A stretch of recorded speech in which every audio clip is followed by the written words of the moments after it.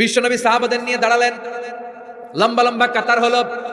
সাহাবীদের কাতারের শেষে সাইয়েদনা জিবরাইল 1,40,000 ফেরেশতাদেরকে নিয়ে জানাজায় শরীক হলেন। বিশ্বনবী 4 তাকবীর দিয়ে জানাজা পড়লেন, আল্লাহু আকবার, আল্লাহু আকবার, আল্লাহু আকবার, আল্লাহু আকবার। 4টা তাকবীরের মধ্য দিয়ে জানাজা শেষ করলেন। বিশ্বনবী তাকিয়ে দেখে সাহাবাদের পেছনে 1,40,000 ফেরেশতা দাঁড়িয়ে জানাজায় শরীক হয়েছে। বিশ্বনবী বললেন, জিবরাইল, কোনদিন তো এত ফেরেশতা নিয়ে কারো জানাজায় শরীক হতে দেখি নাই। ঘটনা কি? কি এমন আমল ছিল আমার মুয়াবিয়ার যে আমলের কারণে মুয়াবিয়ার নামটা আল্লাহর আরশে চলে গিয়েছে?